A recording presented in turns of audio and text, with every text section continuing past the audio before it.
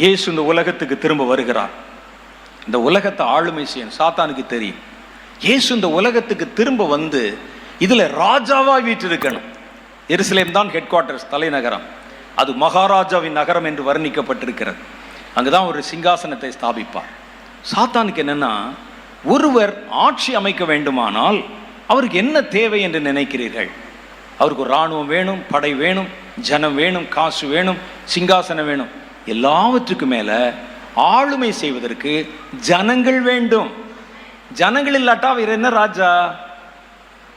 நீங்கள் நான் தான் ராஜான்னு சொல்லிக்கிறேன். ஆட்சி செய்யறதுக்கு ஜனங்கள் வேணும் இல்ல? அந்த ஜனங்களுக்கு எங்கே போவது?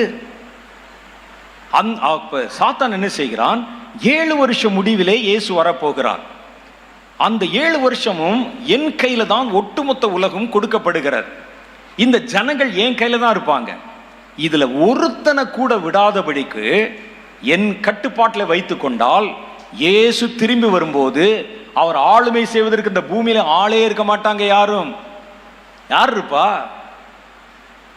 நாமெல்லாம் உயிர்த்தெழுந்த சரீரத்தோட உயிர்த்தெழுந்து போயிட்டோம், வானத்துக்குரிய மேனி அடைந்து விட்டோம். நம்ம இல்ல, பூமியில் இருக்கிற உயிரோடு இருக்கிற மனிதர்கள் வேணுமே. என்ன செய்வது? அப்ப இந்த மனிதர்களை விட்டு கொடுத்தால் தானே இயேசு வர முடியும்.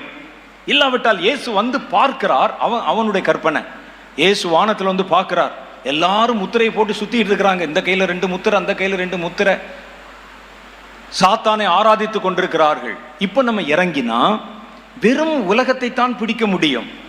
கட்டாந்தரையும் மரங்களையும் கல்லையும் மண்ணையும் மாத்திரமா ஒரு ராஜா ஆளுமை செய்ய முடியும்? அவர் ஆளுமை செய்வதற்கு உயிருள்ள மனிதர்கள் வேண்டுமே. இந்த மனிதர்களுக்கு எங்க போறது? இவன் தான் எல்லாரையும் தன்னுடைய கட்டுப்பாட்டுக்குள்ள வச்சிருக்கிறானே. எல்லாம் என்னுடையது. பாத்தீங்களா, முத்திரை போட்டிருக்கிறான் நம்ம ஆளு. பாத்தீங்களா, நெத்தியில முத்திரை, என்னுடைய ஆளு, தொடக்கூடாது. அவனுக்கு நல்லா தெரியும், ஒரு ஆளை கூட விடக்கூடாது. ஏனென்றால் முதல் முறை உலகம் அழிக்கப்பட்ட போது 8 பேர் மிச்சமா இருந்தாங்க. அதை வச்சே கர்த்தர் மறுபடி உலகத்தை உண்டாக்கிட்டார். அப்ப அதனால சின்ன ஒரு தொகை 10 பேர் கூட மிச்சம் வைக்க கூடாது.